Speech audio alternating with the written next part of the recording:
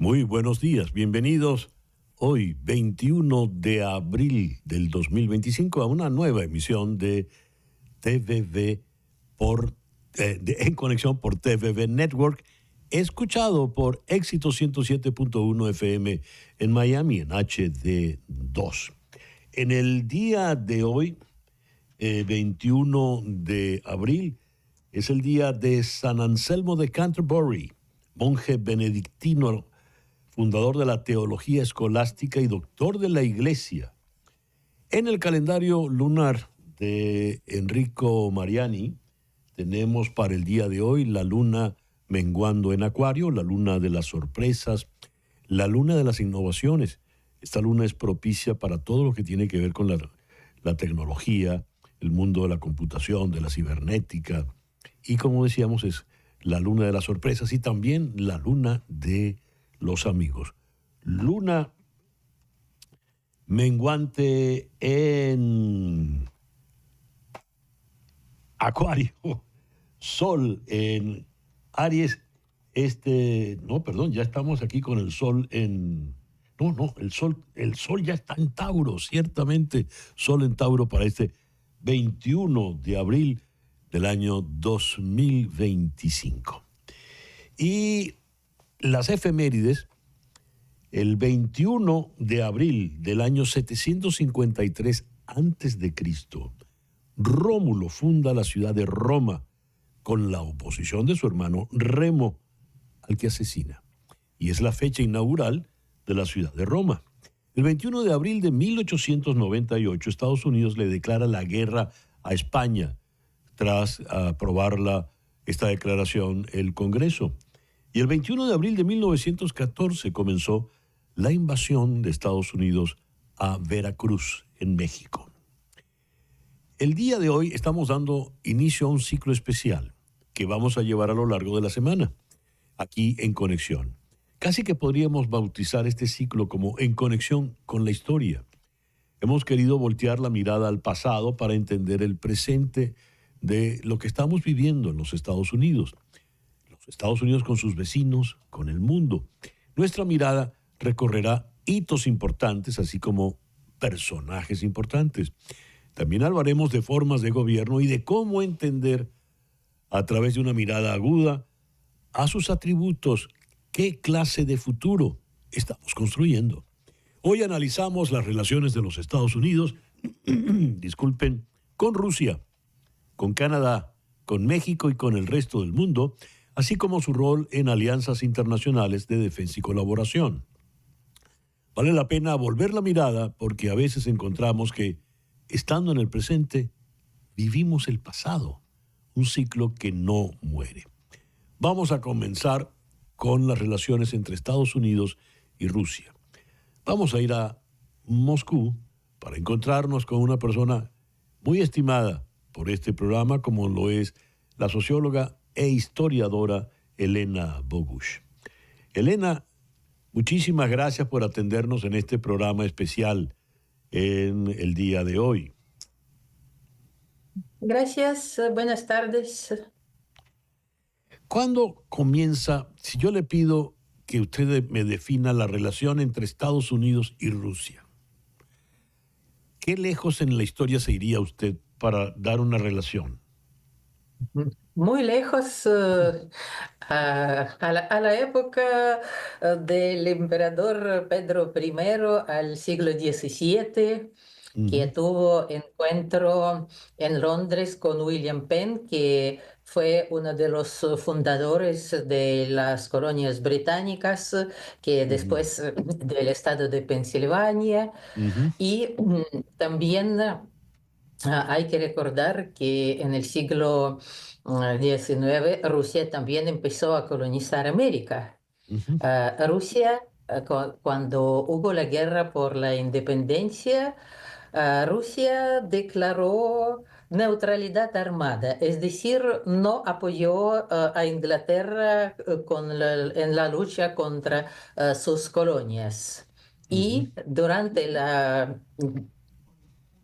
guerra civil en los Estados Unidos, Rusia estaba apoyando a los estados del norte e incluso envió algunos barcos a Nueva York y a San Francisco.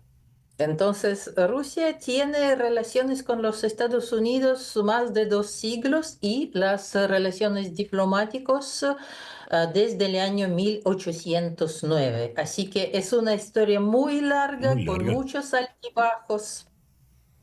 Hubo una primera ruptura importante al momento de la revolución bolchevique. ¿Es así, Elena? Sí, porque durante la Primera Guerra Mundial, los Estados Unidos eran, bueno, primero tenían una posición neutral y después fueron aliados de Ujú, Rusia, pero Rusia zarista, y durante la revolución apoyaron el gobierno provisional, que muy ujú, pronto fue derribado por los bolcheviques. ujú. Entonces, allí los Estados Unidos participaron en la intervención extranjera en Rusia. Entonces, eso sí que fue el primer cambio muy brusco en las relaciones, cuando un aliado de ayer se convirtió en un enemigo con armas, Era con el un enemigo presidente, aún armado. presidente Woodrow Wilson en ese momento ya. Sí, Sí, muy bien. sí, Y ahí tenemos entonces una ruptura y apoya Estados Unidos al ejército blanco entonces, ¿verdad? sí, sí. ¿Y en qué momento Estados Unidos acepta la existencia de la Unión de Repúblicas Socialistas Soviéticas? Mira, allí el reconocimiento diplomático fue en el año 1933 y en realidad las relaciones comerciales en los años 30 entre los Estados Unidos y la Unión Soviética fueron muy importantes, porque la Unión Soviética fue un país enorme, muy destruido por la Guerra Mundial y después Guerra Civil. Entonces necesitaba mucho las tecnologías, los suministros de las máquinas, ayuda en la industrialización del país, etcétera. Entonces los Estados Unidos fueron uno de los países principales que suministraron mucho, ayudaron mucho a la Unión Soviética a construir las fábricas, etcétera. ¿De qué año estamos hablando? Porque llega un momento en que, muerto ya Lenin, se impone Stalin y se impone sobre Trotsky y comienza todo este movimiento de expansión de la internacional comunista por el mundo. Y era una expansión contra precisamente el capitalismo de Estados Unidos y de Inglaterra, ¿verdad? Sí, pero no todo es tan blanco y negro, porque Lenin tiene una frase famosa que yo me acuerdo que la estudiamos tanto en la escuela como después en la universidad, cuando la República Soviética, después de la Guerra Civil, empezó a establecer las relaciones diplomáticas, primero que fue con Italia, y después con otros países de Europa y al final con los Estados Unidos. Dijo que, mira, la República Soviética no podría existir sin volar a la Luna.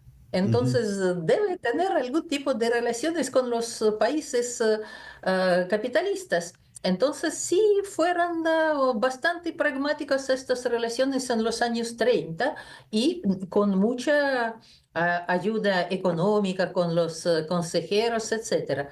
A pesar de que sí, los Estados Unidos fueron uno de los últimos estados occidentales que reconocieron Ya. a la Unión Soviética.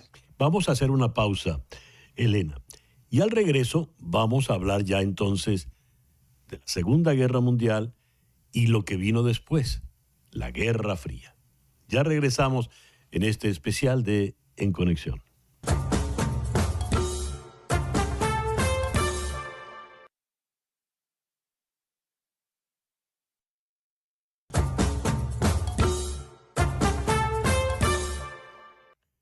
Continuamos nuestra conversación con la historiadora rusa Elena Bogush en Moscú en este especial de En Conexión.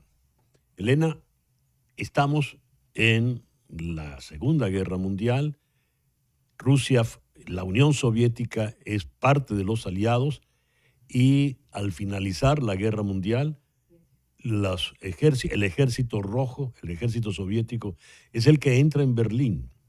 Se firma el acuerdo de Yalta, se firma allí en Crimea y se reparte en Europa. ¿Qué tenemos en ese momento? ¿Cómo se ve eso desde la Unión Soviética, Elena?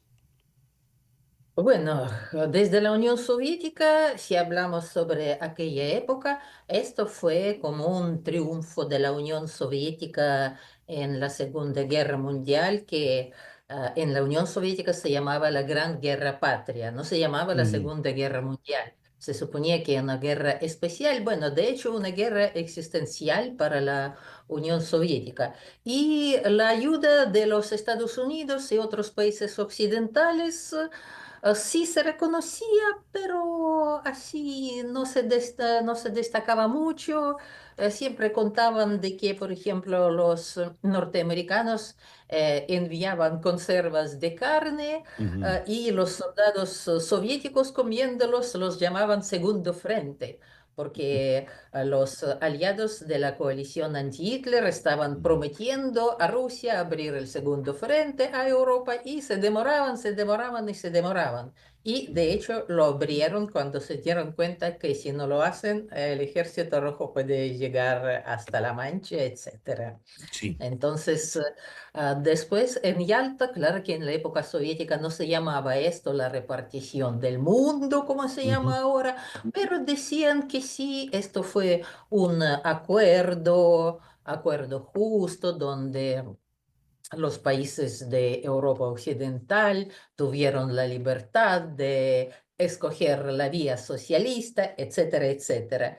Y allí empezó casi de inmediato, después del famoso discurso de Churchill en Fulton, empezó la Guerra Fría, porque ujú, de hecho la repartición del mundo, bueno, de Europa como mínimo, tuvo lugar y cada uno tenía que reforzar sus posiciones. ujú, Además, en aquella época los Estados Unidos y la URSS, de hecho, eran dos superpotencias. ujú. Entonces, en el mundo existían dos polos y los sistemas muy diferentes, el sistema socialista y el sistema capitalista. Así que la lucha entre estos sistemas estaba clara para todos. Llega el momento muy, muy fuerte de la Guerra Fría, en 1962, ya Stalin no está muerto, al frente está Nikita Khrushchev y en Estados Unidos está el presidente Kennedy y viene la crisis de los misiles en Cuba. ¿Cómo definiría usted ese momento, Elena? Bueno, esto fue el momento cuando en realidad existía el peligro de la guerra nuclear mundial, porque los Estados Unidos empezaron el despliegue de sus misiles de alcance medio en Turquía y la Unión Soviética como respuesta de esto envió sus misiles nucleares a Cuba. Pero por suerte, a diferencia de la época actual, los líderes de aquel tiempo, Khrushchev Ujú, y Kennedy, fueron suficientemente maduros para frenar esta crisis y no permitir la guerra nuclear que mm, podría, de hecho, aniquilar toda la humanidad, porque tanto los Estados Unidos como la Unión Soviética ya tenían tantas armas nucleares que podrían liquidar todo lo vivo en la Tierra decenas de veces sí. y era absurdo tener tantas armas. Llega el momento en que está Ronald Reagan y empieza la détente y sobre todo en Moscú, en la Unión Soviética, llega Mikhail Gorbachev al Mm. poder y se allana el camino ya para el final de la Guerra Fría y el fin de la Unión Soviética. ¿Cómo lo puede definir, Elena? Ese fin que para Mira, muchos era impensable. Mira, De hecho, en la Unión Soviética empezaron a hablar sobre la détente, sobre la distensión de la tensión internacional, etcétera, ya en los años 70, porque allí firmaron varios acuerdos entre la Unión Soviética y los Estados Unidos sobre la prevención de la guerra nuclear. Después hubo otra agudización cuando la Unión Soviética envió sus tropas a Afganistán en 79, pero con la llegada de Gorbachev lograron mucho, lograron una distensión real, porque primero a Reagan en la Unión Soviética lo tomaron como un halcón, como Ujú. una persona que es muy peligrosa como presidente del país más fuerte, etcétera. Y la Unión Soviética ya tenía muchos problemas económicos y no podía mantener la carrera armamentista a tal nivel como la mantenían los Estados Unidos, esas famosas guerras de las galaxias, Sí. etcétera. La Unión Soviética Mm. simplemente no podía responder económicamente por problemas que tuvo el sistema socialista.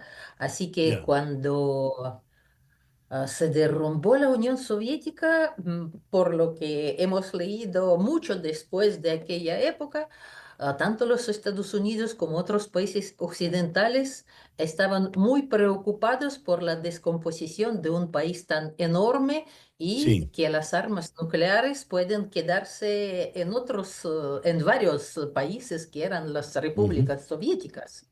Así Fíjese, que ujú, ahí esto entramos también fue entonces, muy importante. entramos en un proceso que nos trae hasta el día de hoy. Surge la Federación Rusa y algunos de esos países, por ejemplo, Ucrania, entrega sus armas nucleares porque va a ser protegida, etcétera, etcétera. Viene un periodo de alguna manera estable de paz, Boris Yeltsin, y surge esta figura que nos trae hasta el día de hoy, que es Vladimir Putin. Ahora estamos en un momento donde todo quedó patas arriba en la mesa. Vladimir Putin era visto como el gran enemigo por los presidentes de Estados Unidos hasta que llegó Donald Trump, que lo ve como un gran aliado. Después de este rápido recorrido por la historia de las relaciones entre Estados Unidos y Rusia, ¿cómo calificaría usted, Elena, el momento que estamos viviendo ahora? Bueno, yo creo que estamos viviendo un momento de mucha turbulencia, pero a la vez un momento de cierta esperanza, no ilusión, sino esperanza, porque a pesar de que Rusia ahora no es superpotencia como lo era la Unión Soviética, y no puede tener esta rivalidad económica en la esfera económica, por ejemplo, no puede tener rivalidad con los Estados Unidos porque su producto nacional bruto es como 2% del Producto Bruto Mundial y de los Estados Unidos más de 20%. Mm. Pero el problema son las armas nucleares. Entonces, yo creo que Trump a pesar de todo lo impredecible y poco simpático que es para muchos, tiene una política tal vez más cínica, pero menos hipócrita que la tenía Biden. Porque eso de decir que Putin es tal por cual, asesino, carnicero, etcétera, y no suministrar las armas suficientes para Ucrania para defenderse porque eso puede llevar a la escalación de la guerra y a la guerra nuclear. Yo creo que lo que hace Trump es tratar de conversar. Y entre los países con las armas nucleares, yo pienso que cualquier negociación, por más cínica y larga que se parezca, es Ujú. mejor que ignorar, romper todas las relaciones y decir no. Elena, le agradezco inmensamente esta interesantísima conversación en este programa especial de hoy. Muchísimas gracias. Gracias, hasta luego. La historiadora Elena Bogush desde Moscú. Una pausa y ya regresamos con este especial.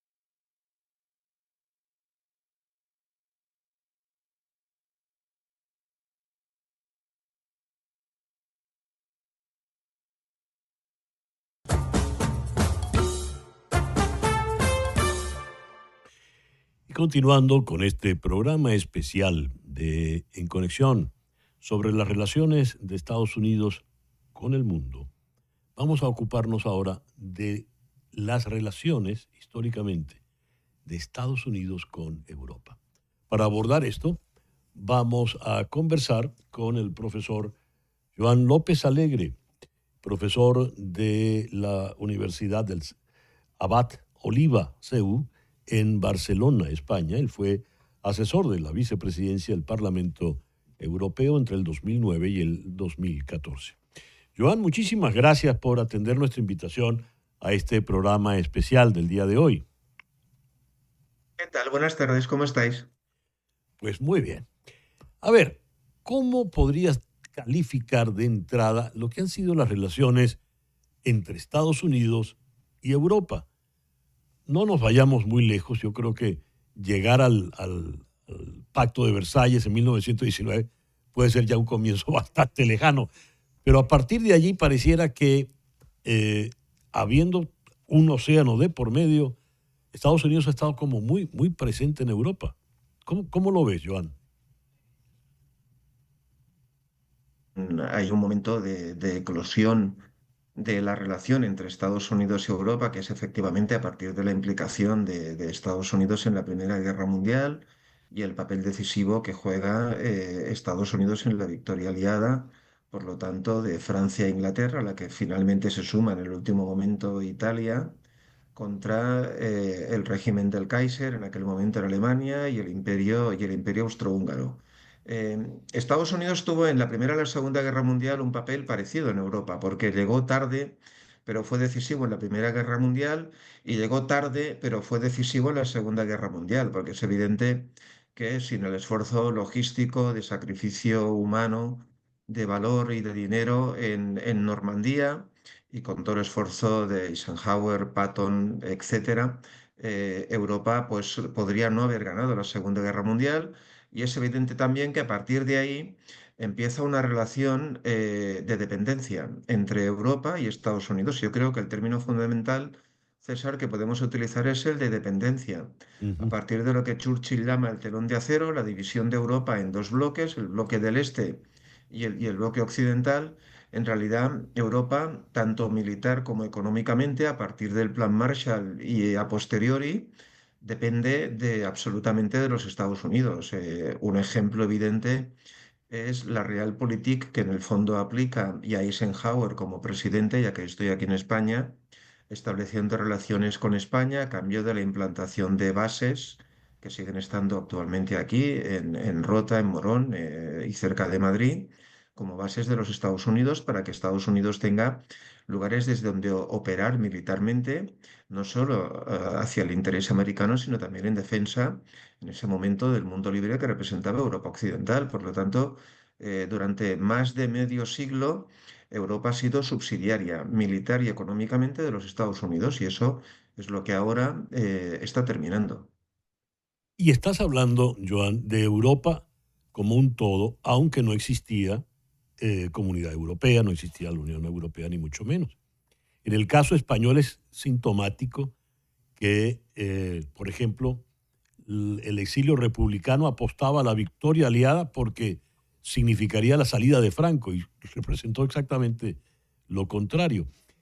¿Cómo, cuando usas el término dependencia, en la práctica, en qué se tradujo esa dependencia, Joan? Pues mira, ya que ahora pones una imagen, ya que ahora pones una imagen de Franco, hay una anécdota. A ver. Hay una anécdota que si quieres te cuento muy rápidamente, si me extiendo por favor me cortas, Ujú. que claro, España no participó del Plan Marshall que reconstruyó toda Europa, porque España, como tú sabes, pasó por la Guerra Mundial por dos estadios. Primero fue un país aliado, no beligerante del eje, o sea, de Alemania y de Italia, y luego fue una fuerza neutral, con lo cual ahí estuvimos excluidos del Plan Marshall. Y en una reunión del gabinete, un ministro le dice a Franco, porque claro, España estaba empobrecida, había hambre, había falta de infraestructuras, había todas las carencias del mundo, y alguien le dice, mi general, ¿y si declaramos la guerra a Estados Unidos y así también formamos parte del Plan Marshall? Y Franco contesta, pero ¿y si la ganamos? ¿no? Con lo cual, pues claro, pero es muy sintomático del aislamiento Sí. que en aquel momento tenía España del resto de Europa. Efectivamente, hasta que España no entra en Naciones Unidas, pues nosotros pagamos un precio como país separado del resto de Europa. Y fueron los británicos, y esencialmente Churchill, que pensó que era mejor tener un aliado anticomunista como Franco que Ujú. no permitir la entrada de un gobierno republicano que podría haber hecho que el Pacto de Varsovia hubiera tenido Sí. un aliado en el sur, pues como puede ser para vosotros en estos momentos, pues el régimen cubano con Fidel Castro, ¿no? Y podríamos Sí. haber sido, pues una Cuba en el sur de Europa, y eso primó para que Ujú. dejaran a Franco sobrevivir, a fin de cuentas. Muy bien. Entramos en el periodo de la Guerra Fría, ¿verdad? Se da la repartición en Yalta y Estados Unidos pasa a ser esa especie de hegemón del cual depende la Europa occidental, democrática, pero en todo caso la Europa occidental capitalista. ¿Cómo es esa relación de esta Europa con su hegemón estadounidense? En ningún sentido. Y también es una relación, no puedes hablar de la relación Europa con Estados Unidos. O Ujú. sea, la relación de los británicos con Estados Unidos, pues siempre ha sido una relación, lo que ellos le llaman una relación especial, aunque en el fondo el Canal de la Mancha pues tenga pocos kilómetros. El Reino Unido siempre ha estado más cerca de la costa este de Estados Unidos, donde estás en este momento tú, que no del continente europeo. La relación con Francia siempre fue una relación difícil. No hay que olvidar que Francia forma parte de la OTAN, pero nunca ha formado parte de su estructura militar, que Francia tiene su propia potencia nuclear y que Francia ha tenido sus propios intereses en África, en la propia América Latina. Solo hay que ver Guayana, por ejemplo, Ujú. o las islas del Caribe francés, que no hay que olvidar que no son colonias, son territorio Ujú. soberano de la República Francesa, o la relación es absolutamente distinta, porque a fin de cuentas, pues el territorio de la antigua República Federal de Bonn era la suma del reparto de la Guerra Mundial, con lo cual no, yo creo que como titular no puedes decir ha habido una relación única de Estados Unidos con Europa, sino que Europa ha tenido siempre una relación distinta con cada país. Te voy a poner otro ejemplo, ya que hemos hablado de España, la relación con Italia. No hay ninguna duda que Estados Unidos tuvo un papel decisivo para evitar durante la Guerra Fría la victoria del Partido Comunista Italiano, que era el partido comunista más fuerte que había en Europa Occidental, Sí. y que los americanos intervinieron de forma decisiva para evitar una victoria electoral y que la democracia cristiana fuera el único partido político que durante la Guerra Fría gobierna en Italia desde los años finales de los años 40 hasta los años 80, cuando por primera vez Bettino Craxi, que luego termina Ujú. exiliado y muriendo en Túnez por corrupción, es el primer presidente de gobierno socialdemócrata que tiene Italia, con lo cual Francia no es Italia, obviamente nosotros España tampoco. Eh, en la relación Estados Unidos-Reino Unido, el Reino Unido casi es una estrella más de vuestra bandera. O sea, Ujú. no ha habido una relación única con Estados Unidos. Y después, no sé si va a ser tu próxima pregunta, ¿no? De cómo cambia la relación y cómo empieza a cambiar, porque lo que sucede ahora no es nuevo. A partir de la caída del telón de acero y la Ujú. diferencia entre los países del antiguo Pacto de Varsovia y del Comecon, en su relación con Estados Unidos y los países de Europa Occidental. Sí, porque está ese elemento. Cae el muro de Berlín, se rasga la cortina de hierro que decía Churchill, se conforma, se consolida la Unión Europea y llegamos a estos turbulentos tiempos de hoy. Vamos a abordar eso, Joan, pero después de esta pequeña pausa, por favor. Ya regresamos con este especial en Conexión.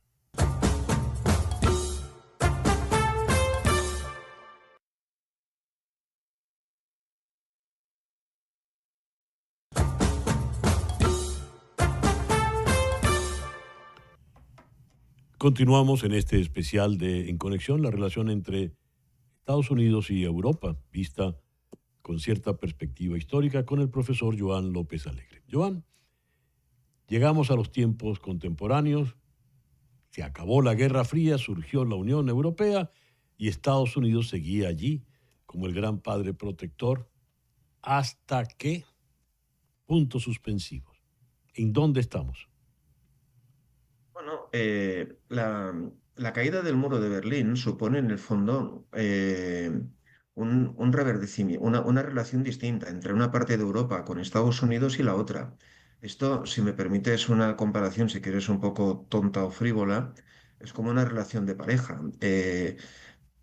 Tú recordarás aquel momento histórico del vídeo de Ronald Reagan visitando Berlín y decirle, Mm, Mr. Gorbachev, si quiere usted la paz, si ama usted la libertad, tear down this wall. ¿Recordarás ujú. este momento? Sí, cómo no, por Claro, supuesto.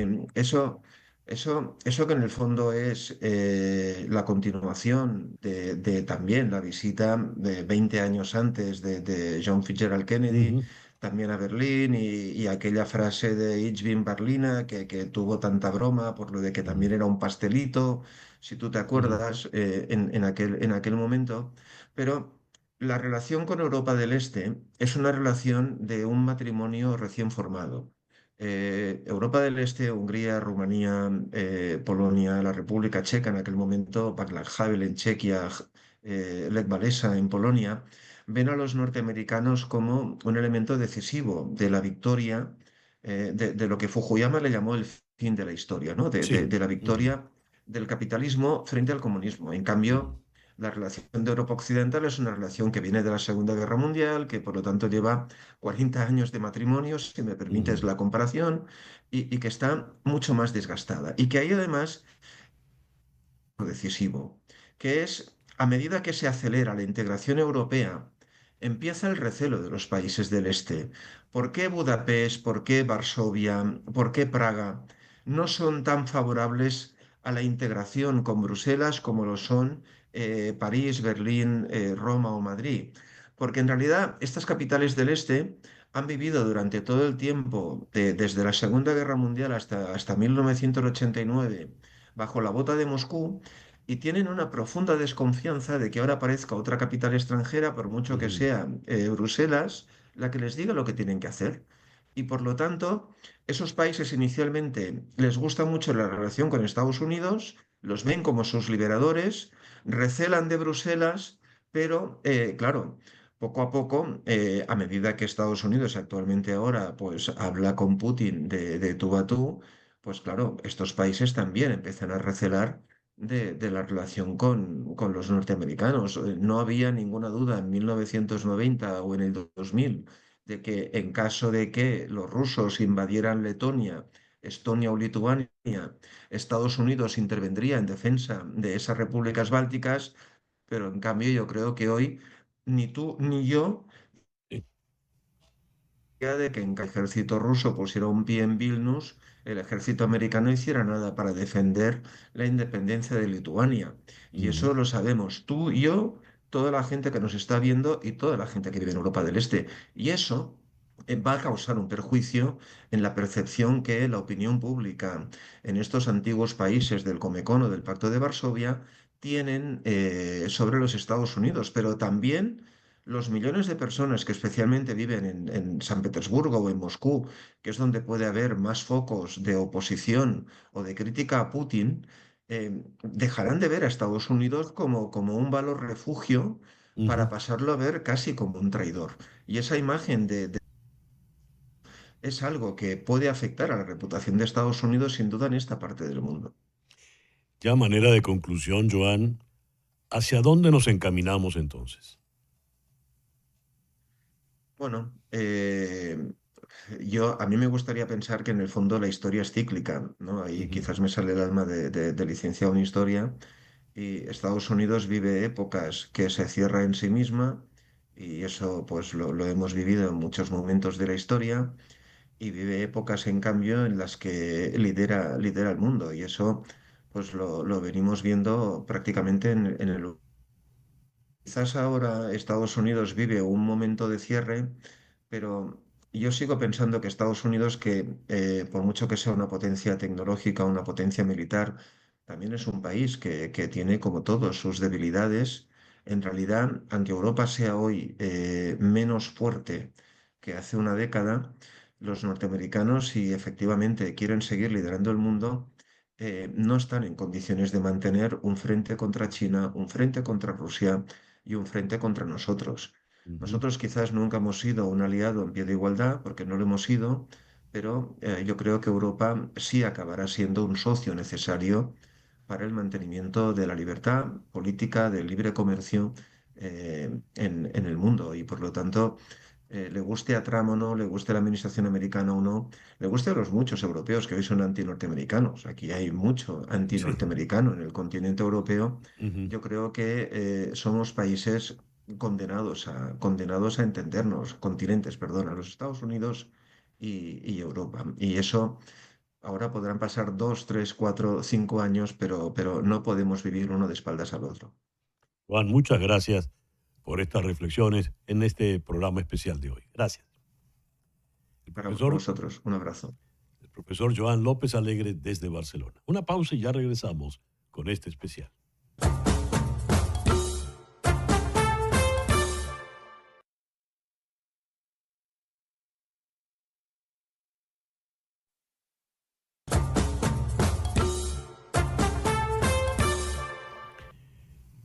Continuamos ahora en este especial de En Conexión con la historia de la OTAN y llegamos a su tiempo presente, donde el presidente Donald Trump tiene serias intenciones de retirarse de la alianza.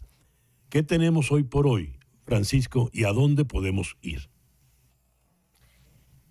A ver, la historia de la OTAN desde la caída del muro de Berlín ha sido complicada. Se ha tratado de encontrar un nuevo encaje en el orden internacional. Durante los años de Clinton, la OTAN funcionó como una especie de fuerza para misiones militares humanitarias. Piénsense en la guerra en los Balcanes, en las operaciones en Kosovo. Ujú. Después, durante los años de Bush Jr., se volvió una de los elementos claves en la lucha contra el terrorismo, contra el terror. Y ahora llegamos a este momento en la que Rusia era el gran enemigo, pero también Rusia es el país que se dice que ha sido afectado por la expansión de la OTAN hacia el este europeo. En buena medida, la excusa que se da para la invasión de Ucrania es este continuo avanzar. En parte se logró en muchos países del este, hoy pertenecientes a la Unión Europea, y se ha prometido entrar más hacia Ucrania, hacia Georgia y demás. Entonces, claro, si hay esta posibilidad de que Rusia se sienta un poco copada por la expansión de la OTAN. Lo interesante, claro, es el asunto de la presidencia de Trump, en la que parece, como tú decías hace un momento, el país está dando un grado de 180 grados y da la impresión de que está a ley de romper con la alianza. Pero habría que decir un par de cosas. Esto no es tan nuevo en los círculos políticos de Washington. Ha habido siempre, desde el principio de la OTAN, un recelo por el gasto que se hace en Europa y por lo poco que, según algunos analistas norteamericanos, se gana de tener esa presencia en Europa. Entonces, lo que hoy propone el presidente Trump es algo que desde los años de Eisenhower se viene discutiendo, a veces con más intensidad, a veces con menos intensidad. Es curioso que en un momento dado, digamos, los años primeros 2000, cuando se empezó a hacer una nueva expansión de la OTAN, el Congreso de Estados Unidos no tuvo nunca una discusión seria sobre qué debería de ser la OTAN en estos Ujú. nuevos tiempos. Y lo que Trump está haciendo hoy es un poco traer esa discusión. No estoy ni a favor ni en contra, simplemente estoy diciendo que Sí. esto no es tan original ni es tan sorprendente, es parte de la discusión. Lo que cambia es esta cuestión bombástica con la que Trump Ujú. aborda todos los asuntos. ¿Se puede concebir una OTAN sin Estados Unidos? ¿Qué rol jugaría? No, no. Se puede concebir un sistema europeo de defensa y se puede concebir que Estados Unidos vaya en solitario, pero la OTAN es una pieza clave en esa alianza entre Europa y Estados Unidos. Sin una de las dos partes, la alianza se cae. Ahora, debo decir que muchos analistas políticos han hecho una carrera de declarar o decretar la muerte de la OTAN. Esto ha pasado muchos años, muchas veces. Desde 1958, cuando De Gaulle empieza a criticar a la OTAN, y en 63, en que Francia sale del comando central de la OTAN, ha habido muchas crisis, se ha hablado mucho del fin de la OTAN y sobrevive. Así que yo no la daría del todo por muerta. Es un momento complicado, pero su vida ha sido complicada. A ver, ¿cuál es el mapa bélico que tenemos hoy por hoy en Europa? Mientras Trump ve con simpatía a Putin, la comunidad europea lo ve con franca antipatía, y cuando dicen que deben armarse y gastar más en armas, es evidentemente para defenderse o protegerse del señor Putin.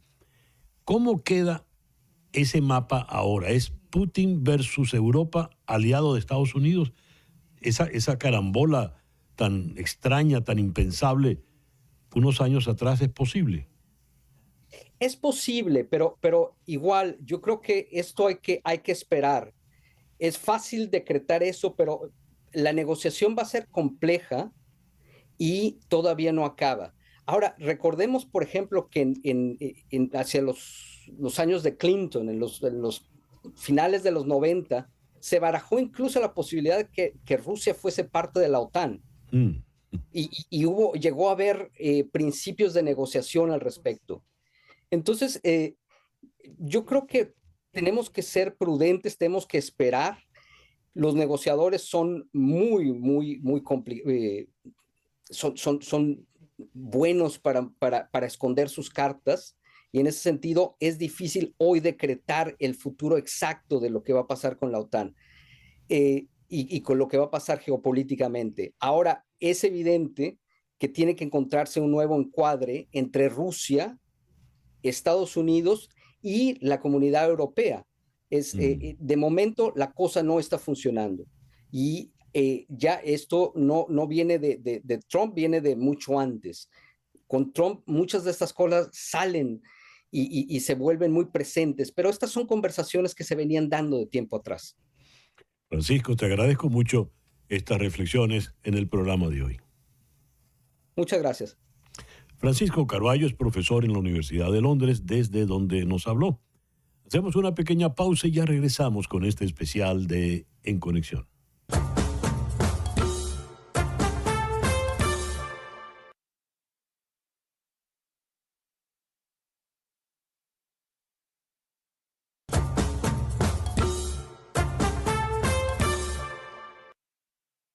Continuando con este programa especial de En Conexión, donde le estamos dando un vistazo históricamente a lo que han sido las relaciones de Estados Unidos con el mundo, Europa, Rusia, vamos a ocuparnos ahora de las relaciones con sus vecinos. Relaciones que se han puesto particularmente amargas en los últimos tiempos. Vamos a comenzar por el vecino del norte. Vamos a comenzar por Canadá. Y para abordar esto, lo vamos a hacer con el doctor Orlando Viera Blanco, profesor de Cultura Política, y fue embajador del gobierno interino de Venezuela, precisamente ante el gobierno canadiense. Vamos a Montreal para conversar con él. Orlando, muchas gracias por estos minutos en el programa de hoy. Gracias a ti, César Miguel. Buenas tardes. ¿Cómo ha sido la relación de Canadá con Estados Unidos? Siendo Canadá, siendo Estados Unidos un país que levanta la bandera de la independencia, ¿verdad? Su gran razón de ser es haberse independizado del Reino Unido, de la Gran Bretaña, teniendo al norte un país que, si bien compartió con Francia, no hizo esa guerra de independencia. Históricamente, ¿cómo es esa relación, Orlando, a tu entender?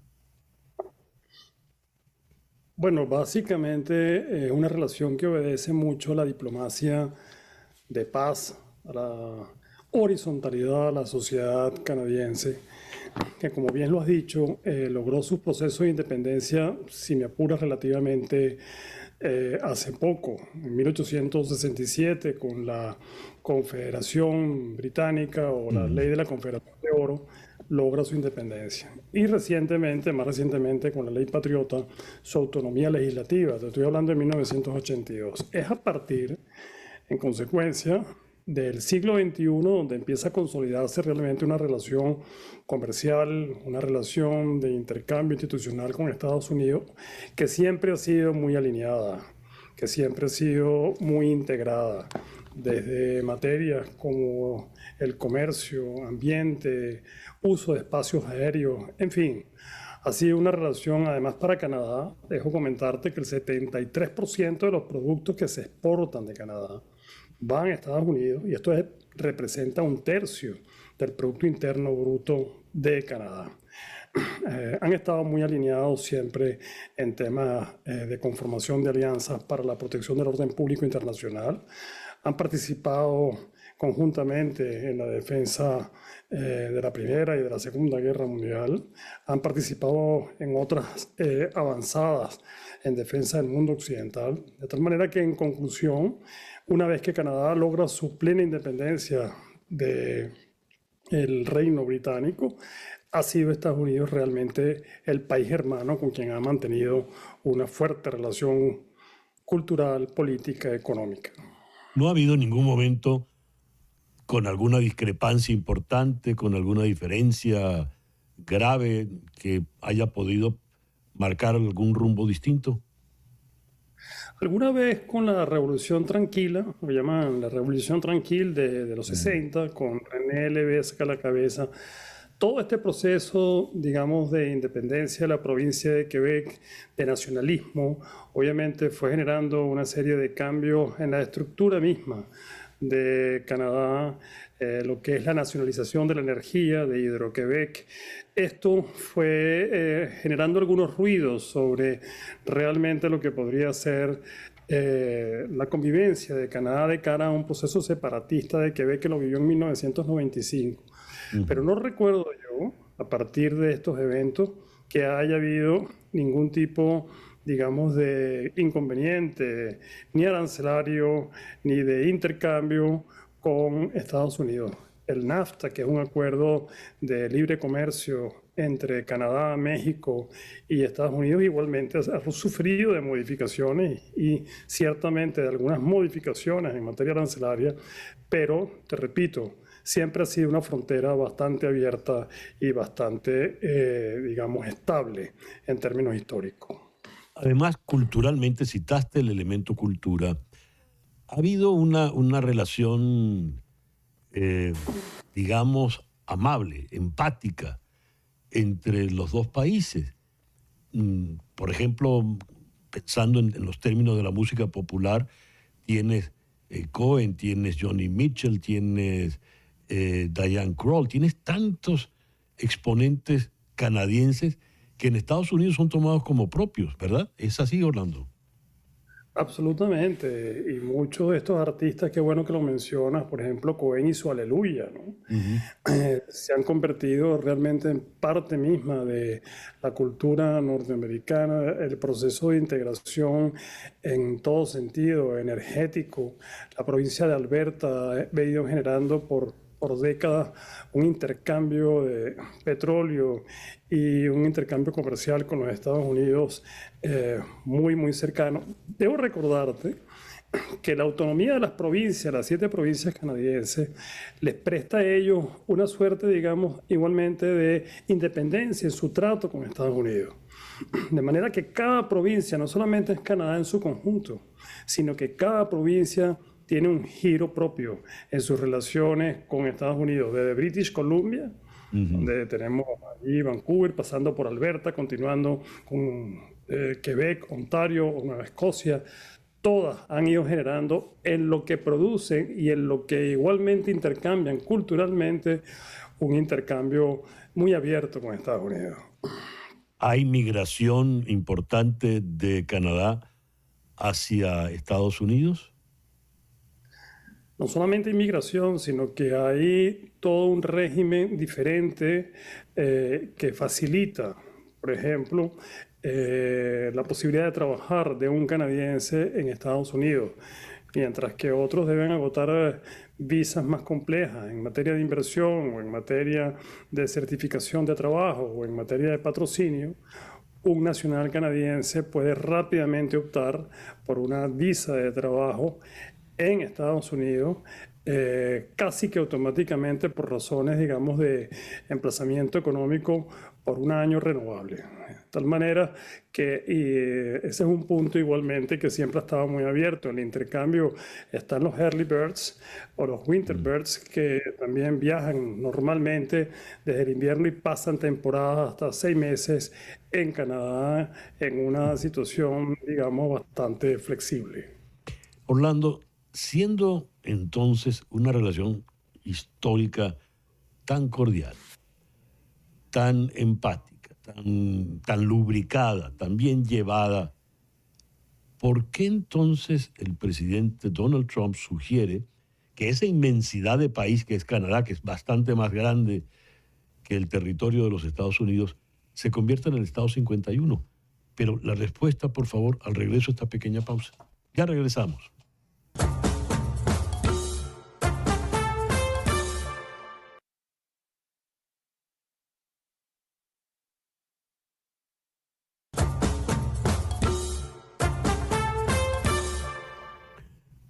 Continuamos con este especial de En Conexión. Regresamos a Montreal con el doctor Orlando Viera Blanco. Orlando, la pregunta que quedó en el aire, dada una relación tan rica, tan grata, empática, decía, lubricada entre Estados Unidos y Canadá, ¿por qué el presidente Donald Trump plantea que Canadá se convierta en el Estado 51 de la Unión Americana? Bueno, realmente esa es la gran pregunta, César Miguel. Y lo que uno ha podido indagar es que primero el problema es estrictamente comercial. Es un tema, te decía en el segmento anterior, que Canadá coloca el 73% de los productos exportados en Estados Unidos, que esto representa gran parte de su Producto Interno Bruto. Pero digamos, en otro sentido, Estados Unidos solo exporta a Canadá el 2 o el 3% de los productos que Estados Unidos exporta hacia el mundo. Y la incidencia del Producto Interno Bruto norteamericano, que está por el orden de los 27 trillones de dólares, es tan solo de 2 dígitos, de 1,5, 2 dígitos. Entonces, se asume, a mi gusto, de una manera un poco hostil, una narrativa estrictamente arancelaria, estrictamente comercial, donde se dice, si tú tienes un mercado como el norteamericano, donde colocas gran parte de tu producción, ¿por qué productos norteamericanos, por ejemplo los de dairy, queso, lácteos, agrícolas, orgánicos, tienen hasta un 200 o 250% de arancel para entrar a Canadá? Y esto genera una política revisoria a profundidad del señor Trump, que dice, bueno, vamos un poco a nivelar las cosas bajo el principio de la nación más favorecida. Si ustedes mismos tienen y favorecen a muchas naciones para entrar a Canadá, ¿por qué no me favoreces a mí? Fíjate que una cosa que la digo aquí en tu programa que no se ha dicho. China le acaba de poner 100% de arancel a productos canadienses, lo cual Canadá tampoco hace mucha mención, porque en el caso chino el destino de los productos, digamos, canadienses, estamos hablando sobre todo de commodities como aluminio o acero, no es el mismo destino, el mismo impacto como Estados Unidos. Entonces se asume de pronto esta narrativa, esta que han llamado, a mí no me gusta el término guerra económica, que obviamente eleva igualmente la hipersensibilidad, eleva los sentimientos nacionalistas. Es bueno que sepas, por ejemplo, que hasta hace apenas un mes el Partido Conservador llevaba no menos de 23 puntos de ventaja al Partido Liberal de Justin Trudeau para eventualmente convertirse en el nuevo partido líder del Parlamento canadiense y después con la designación del primer ministro Pierre Poilievre, líder del Partido Conservador. Bueno, la sola asunción de la narrativa de dignidad, de respeto, de lo que se denomina retaliativa en contra de esta narrativa de Trump, de contraste y de cotejo, ya tiene arriba al señor Mark Carney como eventualmente líder para asumir, una vez que culmine esta transición hacia las votaciones parlamentarias, que piensan anticiparla, para ser elegido eventualmente el Partido Liberal nuevamente como mayoría del Parlamento y en consecuencia ministro, el señor Mark Carney de Canadá. Esto es un poco lo que es la dinámica política que lamentablemente arrastra sentimientos nacionalistas y una armoniosa relación histórica entre Canadá y Estados Unidos. Sin duda le ha hecho un gran favor al Partido Liberal el señor Trump, a lo mejor sin proponérselo. He leído, cuéntame, ¿cómo es el espíritu que se está viviendo? Porque he leído que han caído los viajes turísticos de Canadá a destinos en Estados Unidos, sobre todo por estas fechas. He leído que hay ya una suerte de boicot a productos estadounidenses en Canadá. No van a vender Bourbon, no van a vender Jack Daniels, por citar algunas referencias. ¿Cómo está esa relación realmente? Sí, está, digamos, a lo menos muy golpeada. Sí hay un boicot contra productos norteamericanos. Lo lees cuando vas al supermercado, señalando estos productos son canadienses. Hay retiro de digamos, de licores norteamericanos digamos, los shelves de los supermercados. Amazon, por ejemplo, se fue de Quebec, aunque es un aspecto que tiene que ver también con la sindicalización de los trabajadores que pertenecen a Amazon en Quebec. Obviamente el impulso lo tiene igualmente esta circunstancia. Hay igualmente boicot contra los temas de los automóviles. Hay toda una, digamos, campaña en contra del señor Musk, lo cual quiero aclarar, me parece que todo va a ser circunstancial, no quiero incurrir en clichés. Creo que al final se va a imponer una frontera que tiene más de 4 o 5 mil millas, Sí. un mercado que está allí y que en el sentimiento final del canadiense, que es una sociedad horizontal, te decía, es un sentimiento de paz, de armonía, es un sentimiento de que no quiero problemas con mi vecino. Y esto creo que si resulta ser el señor, por cierto, te comento, Kearney, formado en Yale, formado en Harvard, formado en Oxford, además presidente del Banco de Canadá, del Banco de Inglaterra, con experiencia financiera, no política. Creo que la experiencia que se necesita es financiera. A la vuelta de la esquina podemos ver que se van a celebrar acuerdos justos. Ojalá sea así. Orlando, muchas gracias por estos minutos en el programa de hoy. Muchas gracias a ti, César Miguel. Un gran abrazo. El doctor Orlando Vieira Blanco desde la ciudad de Montreal. Hacemos entonces una pausa y al regreso, el vecino que nos queda, el del sur. Ya regresamos con este especial En Conexión.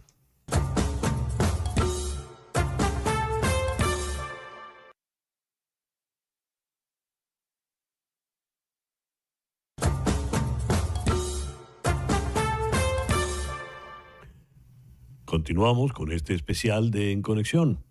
Regresamos a Montreal con el doctor Orlando Vieira Blanco. Orlando, la pregunta que quedó en el aire, dada una relación tan rica, tan grata, empática, decía, lubricada entre Estados Unidos y Canadá, ¿por qué el presidente Donald Trump plantea que Canadá se convierta en el Estado 51 de la Unión Americana? Bueno, realmente esa es la gran pregunta, César Miguel.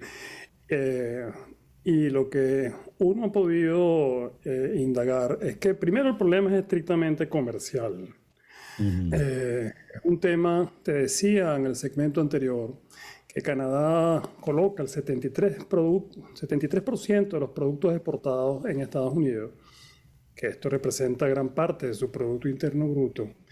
Pero digamos, en otro sentido, Estados Unidos solo exporta a Canadá el 2 o el 3% de los productos que Estados Unidos exporta hacia el mundo.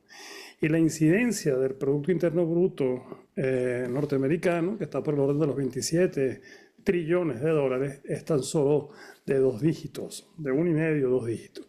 Entonces, se asume, a mi gusto, de una manera un poco hostil, una narrativa estrictamente arancelaria, estrictamente comercial, donde se dice, si tú tienes un mercado como el norteamericano, donde colocas gran parte de tu producción, ¿por qué productos norteamericanos, por ejemplo los de dairy, queso, lácteos, agrícolas, orgánicos, tienen hasta un 200 o 250% de arancel para entrar a Canadá?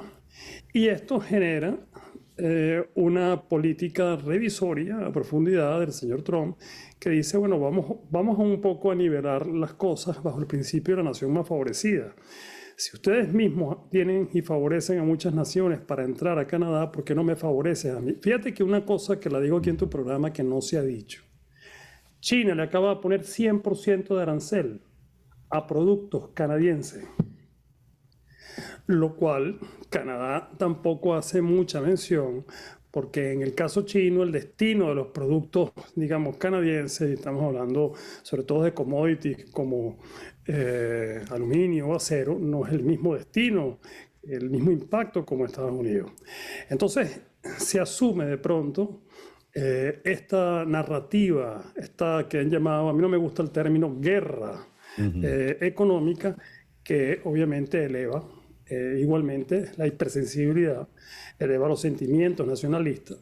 Es bueno que sepas, por ejemplo, que hasta hace apenas un mes el Partido Conservador llevaba no menos de 23 puntos de ventaja al Partido Liberal de Justin Trudeau para eventualmente convertirse en el nuevo partido líder del Parlamento canadiense, y después con la designación del primer ministro Pierre Poilievre, líder del Partido Conservador.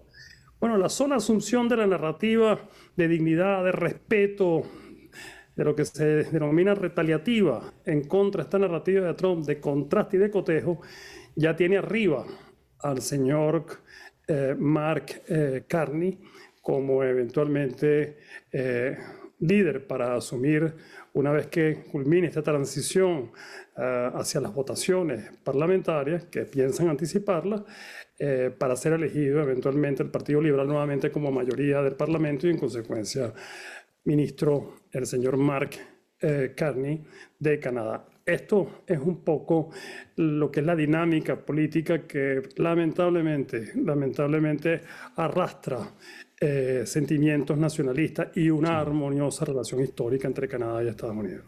Sin duda le ha hecho un gran favor al Partido Liberal el señor Trump, a lo mejor sin proponérselo.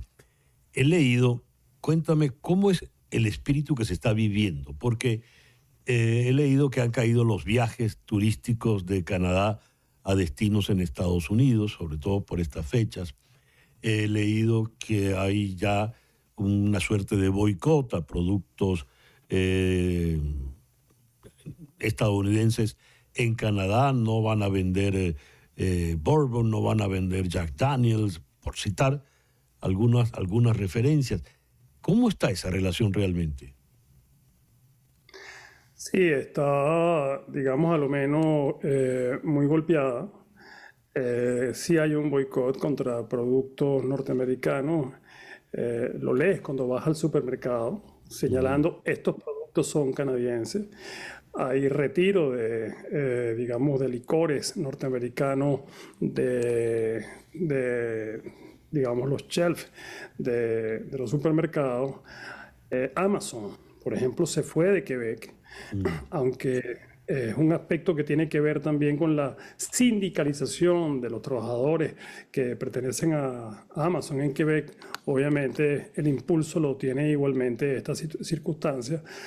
Hay igualmente boicot contra los temas de los automóviles, hay toda una, digamos, campaña en contra del señor Musk, lo cual quiero aclarar, me parece que todo va a ser circunstancial, no quiero incurrir en clichés.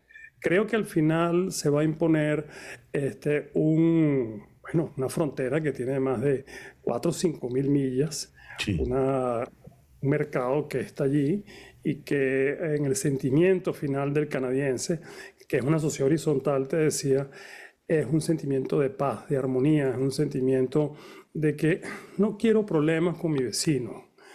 Y esto creo que si resulta ser el señor, por cierto, te comento, Kearney, formado en Yale, formado en Harvard, formado en Oxford, además presidente del Banco de Canadá, del Banco de Inglaterra, con experiencia financiera, no política, creo que la experiencia que se necesita es financiera. A la vuelta de la esquina podemos ver que se van a celebrar acuerdos justos. Ojalá sea así. Rolando, muchas gracias por estos minutos en el programa de hoy. Muchas gracias a ti, César Miguel. Un gran abrazo. El doctor Orlando Vieira Blanco desde la ciudad de Montreal. Hacemos entonces una pausa y al regreso, el vecino que nos queda, el del sur. Ya regresamos con este especial En Conexión.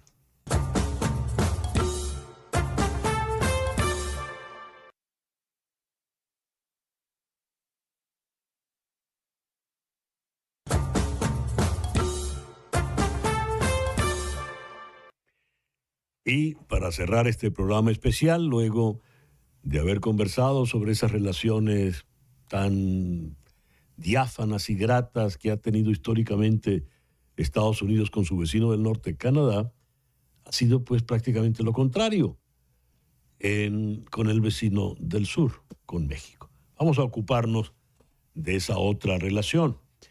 Vamos a ir a Washington, donde está Enrique Perret, internacionalista y Managing Director de la US Mexico Foundation. Enrique, muchas gracias por atendernos en este programa especial del día de hoy. Al contrario, gracias por tenerme aquí y un saludo a tu auditorio. Enrique, ¿por qué la relación de Estados Unidos con México ha sido desde un primer momento como tan espinosa? A ver, son muchos temas los que involucran la relación México-Estados Unidos. Es una frontera muy grande y vaya, hoy en día pues tenemos temas tan complejos como la seguridad, la migración, el tema del agua, el tema obviamente comercial, cadenas de suministro en diferentes sectores, diferentes industrias. Es una relación muy compleja per se, ¿no? O sea, por su naturaleza, porque hay 360 millones de personas del lado norte y 130 millones de personas del lado sur en México, y pues México históricamente también ha sido lugar o paso para mucho centroamericano y vaya, el último dato del último año fueron más de 120 nacionalidades que cruzaron vía la frontera sur de México hacia los Estados Unidos. Entonces es una relación compleja, tiene que ver también, pasa por el tráfico de armas de los Estados Unidos a México, pasa evidentemente por el tema del lavado de dinero, por el mismo flujo de drogas de sur a norte. Entonces son muchos temas. Sí, pero me estás dando el presente, Enrique. Y mi pregunta fue, ¿por qué fueron tan espinosas desde el día cero, no?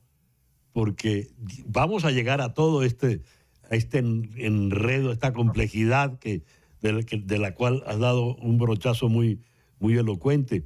Pero ¿por qué pasó desde un primer momento cuando además buena parte de ese territorio que es hoy por hoy Estados Unidos era mexicano?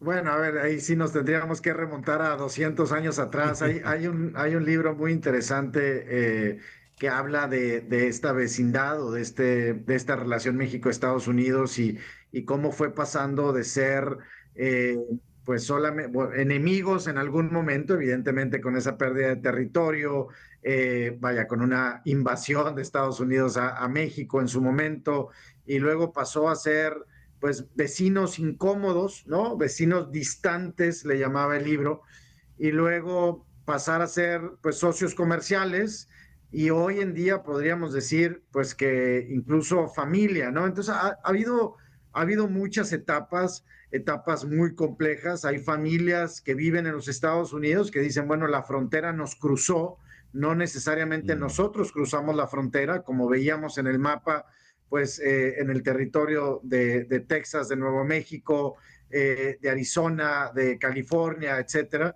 Entonces, es una relación muy compleja. Yo la verdad es que no me gusta hablar tanto del pasado, porque creo que más bien tenemos que ponernos las pilas hoy en día para nuestro futuro, olvidando un poco, sin olvidar el pasado y sin olvidar la historia, pero sí construyendo más hacia adelante. Hoy la realidad es que hoy México es el socio comercial número 1 de los Estados Unidos. Hacemos comercio por más de 950 mil millones de dólares. 35 millones de México y México-americanos viven en los Estados Unidos, somos familia. Hoy en día, 8 de cada 10 hogares en México tienen a un familiar viviendo en los Estados Unidos, pero también, y bien importante, en México vive la diáspora más grande de los Estados Unidos, ¿no?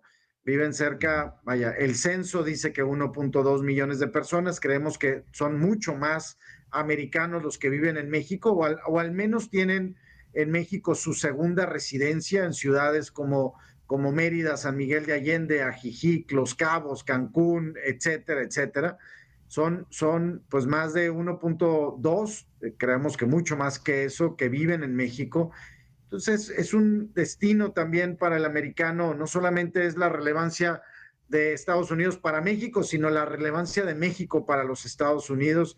Y así podríamos pues hablar de muchos otros datos, sí, de por qué México y Estados Unidos hoy están tan integrados, ¿no? Claro, el detalle estaba, Enrique, en que en este programa, antes de conversar contigo, hablábamos de la relación con el Canadá, que era una suerte de Arcadia casi, ¿verdad?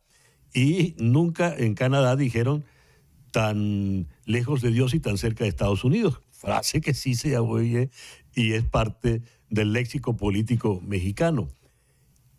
Sí. El peor momento para poder entender, para poder calificar el momento actual, el peor momento, si yo te pido una referencia histórica, ¿cuál fue el peor momento de la relación? Apartando la guerra. Histórica, apartando la guerra. Sí. A ver, me parece que hubo un periodo de mucha distancia, ¿no? De esos vecinos distantes. No compartíamos nada, no comercializábamos mucho. Había una tensión siempre muy grande por ese estado histórico, digamos, o por ese momento histórico de la guerra y de la pérdida del territorio en México. Y hay veces en las que esa distancia es mucho más dañina que una relación intensa, llamémosle, ¿no? O sea, yo prefiero 1000 veces una relación intensa, como a lo mejor hoy es en día, porque hay mucha reflexión sobre esa relación intensa. Hoy estamos reflexionando mucho sobre lo que representa México para Estados Unidos y lo que Estados Unidos representa para México. Yo creo que no había habido un momento tan intenso en donde en el New York Times, en el Washington Post, en el Wall Street Journal, se habla de México tan de manera recurrente. No había habido una reflexión por el lado republicano y demócrata de qué significa México para los Estados Unidos en mucho tiempo. Y por eso yo hago esa reflexión de que el ser vecinos distantes puede ser mucho más dañino para la relación que el tener una reflexión intensa, sí, como lo estamos teniendo hoy en día. Para bien y para mal, evidentemente, porque los temas que están sobre la mesa son muy complejos y algunos de ellos, hay que decirlo, algunos de ellos no tienen una solución, sino tienen una administración del tema. Sabemos que el tema migratorio pues no se va a acabar en un, digamos que un 0%, sino que sabemos que tenemos que colaborar y cooperar para administrar de cierta forma una migración. Sabemos que tenemos que cooperar para administrar una inseguridad que existe en los dos lados de la frontera. Sabemos que tenemos que cooperar en un tema de cadenas de suministro, de seguridad nacional, de nuestra relación frente a China. Yo prefiero esa reflexión, ese momento, que al de un pasado distante. Claro, la pregunta la hacía Enrique para poderte preguntar luego si este ha sido el peor momento de la relación. Pero vamos a hacer una pausa, por favor. Y al regreso, vamos entonces a desenredar esa maraña de la actualidad. Estamos conversando hoy con Enrique Perret. Ya regresamos.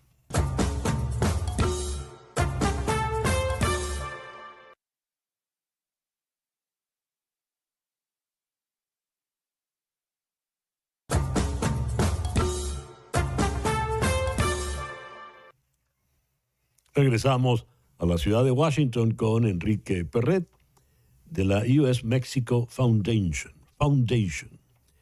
Enrique, a ver, complejo el panorama actual, pero hay que desenredarlo, ¿no? Hay que abordarlo y llegar a algo puntual y positivo. Allá el señor Donald Trump con sus características y al sur la señora Sheinbaum con las suyas. ¿Por dónde empezamos a desmadejar esto? Mira, empecemos por el estatus actual y por ahí, digo, te daba estos datos, evidentemente, y a lo mejor se ha repetido mucho aquí en tu programa. México es el principal socio comercial. Somos quien más le vendemos, pero también somos quien más le compramos a Estados Unidos con estos 950 billones de dólares, ¿no? 1.5 millones de dólares cada minuto.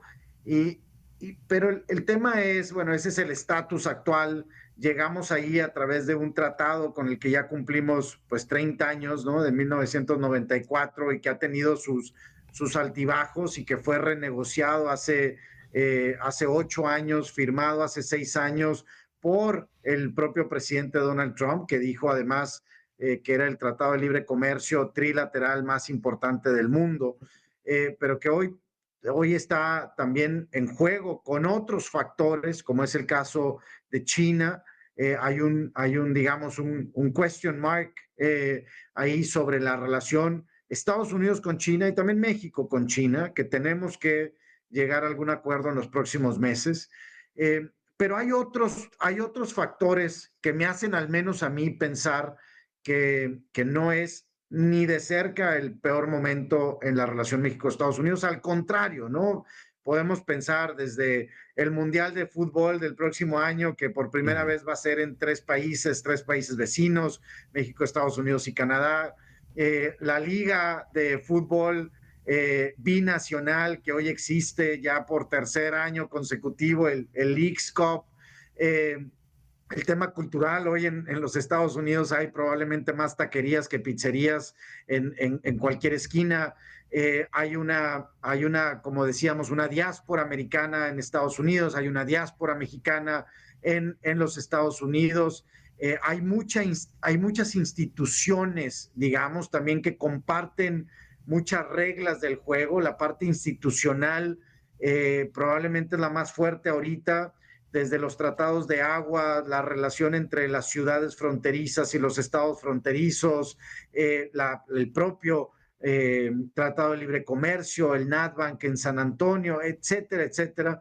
Entonces, no puedo decir que es el peor momento. Sí estamos en un tema de definición, sí hay un momento de definición, particularmente por la nueva administración en los Estados Unidos, en donde se están preguntando algunas cosas internamente, como es el déficit, por ejemplo. Hace 6 años el déficit de Estados Unidos con México era de 60,000 millones de dólares. Hoy el déficit casi roza los 200,000 millones de dólares. Se incrementó mucho el déficit en los últimos 6 años, pero nosotros en México decimos, bueno, el déficit con México es muy distinto al déficit con China, por ejemplo, porque de cada exportación que México hace a los Estados Unidos, 40% de esa exportación es producto americano. Hay un contenido regional enorme que hace que ese déficit no sea digamos, un mal déficit, ¿no? Porque va embebido mucho producto americano, va embebido mucho trabajo americano para que ese coche, esa cerveza, esa televisión, ese semiconductor o esos jeans se pudieran lograr en México. Tuvo que haber mucho del lado americano.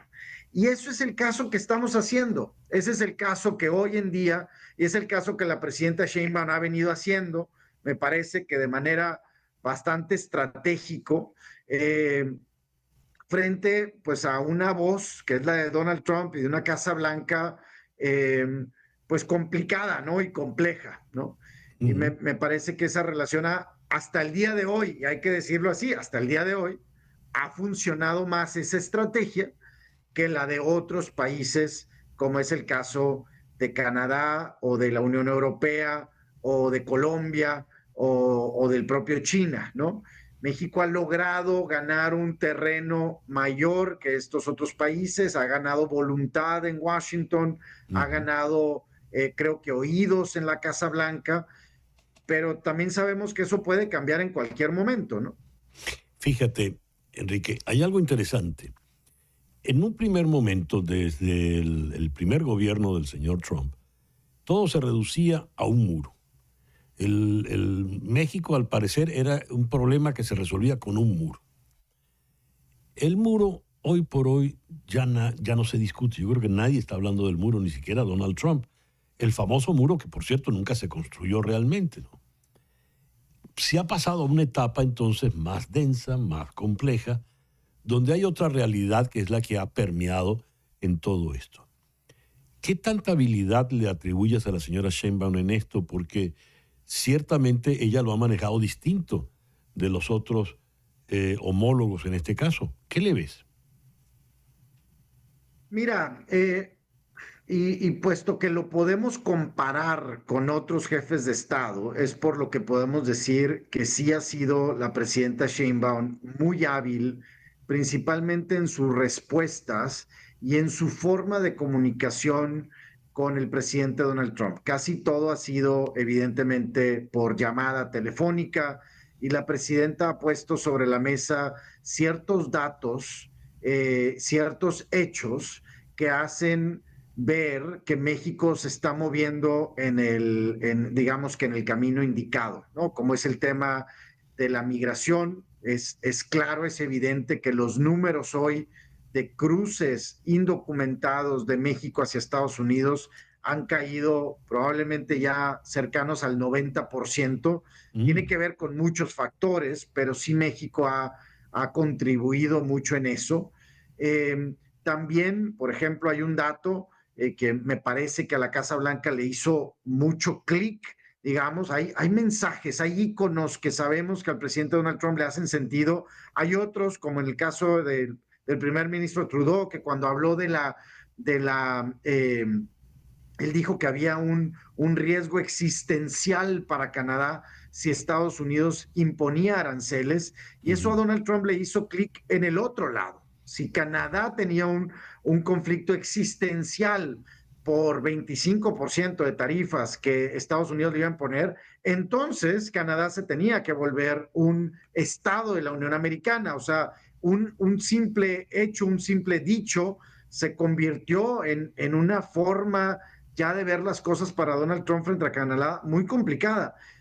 La presidenta, por ejemplo, le dio a Donald Trump la estadística de cuánto ha bajado la incautación o la detención de fentanilo en los Estados Unidos, lo cual ha bajado exponencialmente, y eso tiene que ver porque México ha estado haciendo también su tarea y su labor de no dejar que cruce y de hecho de incautar también producto en México. Entonces, esos conceptos, a veces en una llamada con una gráfica, hacen mucho sentido a Donald Trump y a su equipo. En eso me parece que la presidenta Sheinbaum ha sido muy estratégica, a pesar de que ha habido muchas voces en México que han recomendado imponer tarifas retaliatorias a Estados Unidos de manera inmediata, pegarle a Estados Unidos donde más le duele en ciertos condados republicanos, etcétera. A pesar de esas voces, ella ha sido muy prudente, muy cautelosa, muy estratégica. Pero nuevamente, llevamos dos deadlines en los que Donald Trump ha tratado de imponer aranceles y en donde el gobierno mexicano, en voz de la presidenta Sheinbaum, han logrado salvar, digamos, esas medidas. Pero viene otra nueva, el 2 de abril, y la pregunta es un poco ¿hasta dónde puede ser mesurado? ¿Hasta dónde puede ser estratégico? ¿Hasta dónde también tu población en México y tu política pública industrial en México te permiten continuar o alargar esta incertidumbre? La incertidumbre también mata, ¿no? Igual, seguro que sí. Enrique, muchas gracias por atendernos en este programa de hoy. Enrique, al contrario, te mando un fuerte abrazo. Gracias. Enrique Perret desde Washington. Y bien, para mañana, este martes, en estos especiales para este martes, en este especial de En Conexión, los hombres del presente y su conexión con el pasado. Tengan todos el mejor día posible.